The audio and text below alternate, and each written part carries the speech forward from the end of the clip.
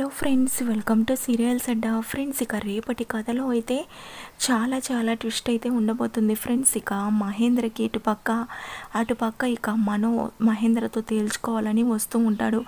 కథలో అయితే చాలా ట్విస్ట్లు అయితే ఉండబోతున్నాయి. ప్లీజ్ ఫ్రెండ్స్, మీకు కనుక ఈ వీడియో నచ్చినట్లయితే తప్పకుండా ఒక లైక్ ఇవ్వండి.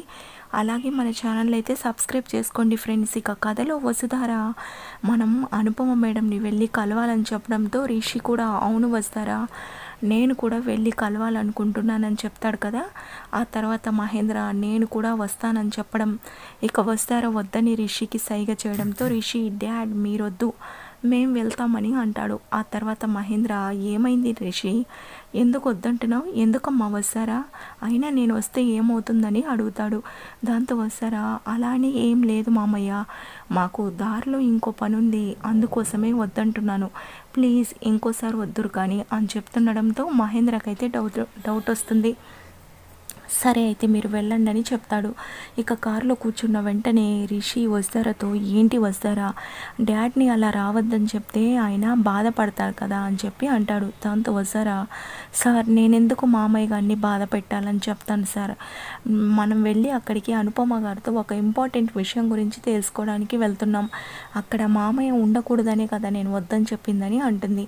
ఇక రిషి ఏంటి వస్తారా ఏంటి ఆ ఇంపార్టెంట్ విషయం అని చెప్పడంతో మనో తండ్రి గురించి అని అంటుంది. ఇక రిషి మనో తండ్రి గురించి అని అంటుండడంతో సార్ ప్లీజ్ ఇక్కడేం నన్ను అడగద్దు, అక్కడికి వెళ్ళాక అన్నీ చెప్తానని అంటుంది. ఇక రిషి సరే వస్తారా అని చెప్పి ఇద్దరు ఇక బయలుదేరతారు అనుపమ వాళ్ళ ఇంటికి. మరోపక్క ఇక మనో అయినా నేను ఎందుకు సైలెంట్గా ఉండాలి, ఆయనకి నేను కొడుకునని తెలిసే నాతో ప్రేమగా ఉంటున్నట్టు ఇన్ని రోజులు నాటకం ఆడారు, అందుకోసమే నేనే డైరెక్ట్గా వెళ్ళి తేల్చుకుంటాను, ఎన్ని సంవత్సరాలు నా మనసులో ఉన్న ప్రశ్నలన్నిటికీ ఆయన సమాధానం చెప్పాలి, ఎందుకు నాకు తండ్రి ప్రేమకి దూరం చేశారో, అలాగే నా తండ్రి ఎవరో నా తల్లి ఇన్ని సంవత్సరాలు చెప్పకుండా అందరి ముందు ఎందుకు అవమానింపబడిందో అన్నీ ఆయన్ని అడిగి తేల్చుకుంటాను, ఈరోజు నా ఆవేశాన్ని ఎవ్వరూ ఆపలేరని చెప్పి ఇక గన్ తీసుకొని బయలుదేరతాడు. ఇక మరోపక్క శైలేంద్ర మనోతో మాట్లాడాలని మెసేజ్ పెడతాడు. ఇక మనో లొకేషన్ పెట్టడంతో శైలేంద్ర అక్కడికి వస్తాడు.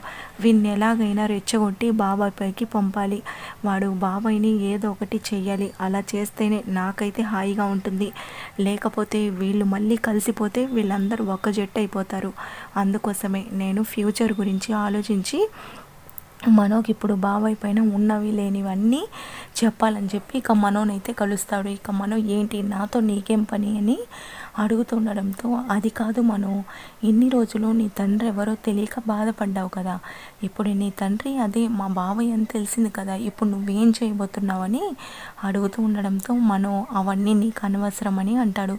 దాంతో శైలేంద్ర అలానే కాదులే, ఎన్ని సంవత్సరాలు నీ తండ్రి ఎవరో తెలియక నువ్వు ఎన్నో చోట్ల అవమానింపబడ్డావు, అందరి చేత ఎన్నో మాటలు అనిపించుకున్నావు, కానీ మా బాబాయ్కి మాత్రం నువ్వు కొడుకు అని తెలిసి కూడా ఆయన చెప్పలేదు కదా, అందుకని అడుగుతున్నానని చెప్పడంతో అన్ని విషయాలు ఆయనతోనే వెళ్ళి తేల్చుకుంటాను, ఎందుకరా చేశారో, నన్నెందుకు తండ్రి లేని వాడిగా నా తండ్రి పేరు తెలియకుండా ఇన్ని సంవత్సరాలు నేను అందరి ముందు అవమానిస్తూ పెరిగాను, అన్నీ ఆయనతోనే తేల్చుకుంటానని చెప్తుండడంతో శైలేంద్ర నువ్వు కరెక్ట్ నిర్ణయం తీసుకున్నావు మనో, అలానే అడుగు అని చెప్పి ఇంకా ఎక్కించి చెప్తూ ఉంటాడు. ఇక మనో అక్కడి నుంచి ఇక కోపంతో గన్ తీసుకొని వెళ్ళిపోవడంతో శైలేంద్ర నాకు కావాల్సింది కూడా ఇదేరా, నువ్వు ఆవేశంలో ఏదో ఒకటి మా బాబాయ్ని చేస్తే నాకు కూడా హాయిగా ఉంటుంది, లేకపోతే రిషి ఎలాగోడేలో ఇప్పుడు మధ్యలో నువ్వొచ్చి వారసుడు అంటే ముందు నుంచి నేనేం కావాలి అని చెప్పి నవ్వుకుంటూ ఇంటికైతే వెళ్ళిపోతాడు. ఇక మరోపక్క ఇక రిషి వస్తారని ఫాలో అవుతూ మహేంద్ర కూడా వెనకాలే వస్తాడు. ఇక రిషి వసు అనుపమనైతే కలుస్తారు. ఇక అనుపమతో మాట్లాడుతుండగా వస్తారా సార్ మనో గారికి తన తండ్రి ఎవరో తెలియక ఇన్ని సంవత్సరాల నుంచి చాలా బాధపడుతున్నారు, అలాగే మేడం కూడా చెప్పలేదు తన తండ్రి ఎవరో అని అంటుండడంతో ఎందుకు చెప్పలేదు మేడం, మనో తండ్రి మంచివారు కదా, ఆయన దుర్మార్గుడా అని చెప్పి ఇలా మాట్లాడుతూ ఉండడంతో వస్తారకి కోపం వస్తుంది. ఇక చాలా ఆపండి సార్, అసలు మనో తండ్రి ఎవరు అనుకుంటున్నారు, చెప్తున్నారు. మనో తండ్రి ఎవరో కాదు మహేంద్ర మామయ్య అని చెప్పి అంటుంది. దాంతో రిషి కూడా ఒక్కసారిగా షాక్ అవుతాడు. ఏం మాట్లాడుతున్నావు వస్తారా అని అంటుండడంతో నేను చెప్పేది నిజమని అంటూ ఉంటుంది. ఇక పక్కనే నిలబడున్న మహేంద్ర కూడా ఈ మాట విని ఒక్కసారిగా షాక్ అవుతాడు. ఇక పక్క నుంచి అనుపమ వస్తారా చెప్పేది నిజం రిషి, మనో తండ్రి ఎవరో కాదు మహేంద్ర అని చెప్పడంతో రిషి నాకేం అర్థం కావడం లేదు, మనో తండ్రి మా డాడ్ ఏమిటి అని చెప్తుండడంతో ఈ విషయం నీకే కాదు మా మహేంద్రకు కూడా తెలియదని అంటుంది. ఇక రిషి ఏం చెప్తున్నారు మేడం, నాకేం అర్థం కావడం లేదు అని అంటుండడంతో అక్కడ మహేంద్ర కూడా నా కొడుకు మనోనా, అసలు ఏంటిదంతా అని వింటూ ఉంటాడు.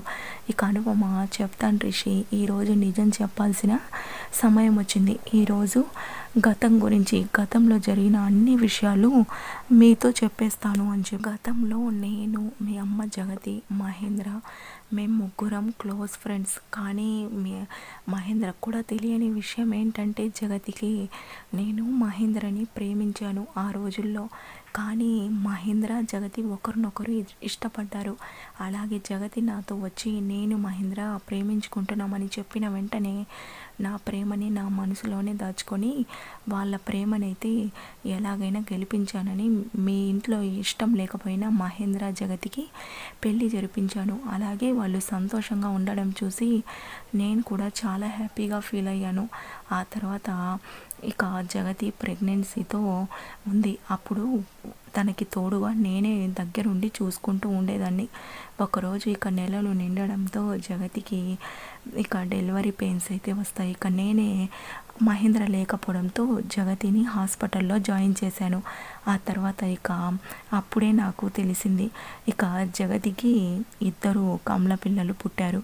వెంటనే సిస్టర్ వచ్చి ఆవిడకి 2 మగపిల్లలు కమల పిల్లలు పుట్టారని చెప్పడంతో ఇక నాకు చాలా ఆనందం వేసింది. వెంటనే ఈ విషయం మహేంద్రకి ఫోన్ చేసి చెప్దామనుకొని ఒక్క క్షణం ఆలోచించాను. ఆ తర్వాత నాకు ఒక ఐడియా వచ్చింది. నేను మహేంద్రని ఎంతగానో ప్రేమించాను, కానీ మహేంద్ర ప్రేమ నాకు దక్కలేదు. అలాగే నాకు మహేంద్ర జ్ఞాపకాన్ని మర్చిపోయి నేను వేరొకరిని పెళ్లి చేసుకోలేను. అందుకోసమే అప్పుడు నేను తీసుకున్న నిర్ణయం ఏంటంటే, నువ్వు మనో ట్విన్స్గా పుట్టడంతో అందులోని ఒక బాబుని నా బిడ్డగా మహేంద్ర జ్ఞాపకాలతో పెంచుకుందామని చెప్పి తీసుకెళ్ళాను. ఆ బిడ్డే మనో. నువ్వు జగతి వాళ్ళ దగ్గర ఉండిపోయావు. అందుకోసమే ఆ విషయం జగతికి కానీ ఇటు మహేంద్రకు కానీ ఎవరికి తెలీదు, మీకు ట్విన్స్ అని చెప్పి నేను అక్కడున్న డాక్టర్ గారితో కూడా ఈ నిజం చెప్పొద్దని మాట తీసుకున్నాను. అలాగే ఈ విషయం నాకు, ఆ డాక్టర్ గారికి, మా పెద్దమ్మకి, ముగ్గురికి మాత్రమే తెలుసు. అందుకోసమే నేను మనోకి తన తండ్రి మహేంద్ర అని చెప్పలేకపోయాను. అలాగే నేను తన తల్లిని కాదని చెప్పగలను. అందుకోసమే ఈ నిజాలన్నీ దాచిపెట్టాను. ఈ విషయం ఇప్పటి వరకు మహేంద్రకు కూడా తెలియదు అని చెప్తుండడంతో ఇక రిషి చాలా హ్యాపీగా ఫీల్ అవుతూ, అంటే మనో నా తోబుట్టు అన్నమాట అని చెప్పి హ్యాపీగా ఫీల్ అవుతుంటాడు. ఇక మహేంద్ర కూడా, అంటే మనో కూడా నా కొడుకేనా, నాకు మనో పైన తెలియకుండానే అంత ప్రేమ కలిగింది. అలాగే రిషి లేని సమయంలో కాలేజీని తను కూడా నా రక్తమే కాబట్టి కాపాడుకున్నాడు. నాన్న మనో, నేను నిన్ను వెంటనే కలవాలి అని చెప్పి హ్యాపీగా ఫీల్ అవుతుండడంతో ఇక అనుపమ ఈ విషయం కనుక మనోకి తెలిస్తే తను తట్టుకోలేడు. మహేంద్రని ఏం చేస్తాడోనని నాకు చాలా భయంగా ఉందమ్మా వస్తారా అని చెప్తుండడంతో మనోకి అన్నీ అర్థమయ్యేలా నేను చెప్తాను మేడం అని చెప్పి అంటూ ఉంటుంది. ఇక మహేంద్ర నేను ముందు మనోని వెంటనే కలవాలని చాలా ప్రేమగా ఇక మనో దగ్గరికి అయితే వెళ్తూ ఉంటాగా, ఈరోజు ఎలాగైనా మిమ్మల్ని అన్ని ప్రశ్నలు అడిగేస్తాను, నన్ను ఎందుకు ఇంతలా బాధపెట్టారని కోపంగా మహేంద్ర నిలదీయడానికి వాళ్ళ ఇంటికి అయితే ఇక అలా మహేంద్ర మనం ఒకరినొకరిని వెతుక్కుంటూ అయితే ఇక వెళ్తూ ఉంటారు. ఫ్రెండ్స్ ప్లీజ్ మీకు కనుక ఈ వీడియో నచ్చితే లైక్ చేయండి.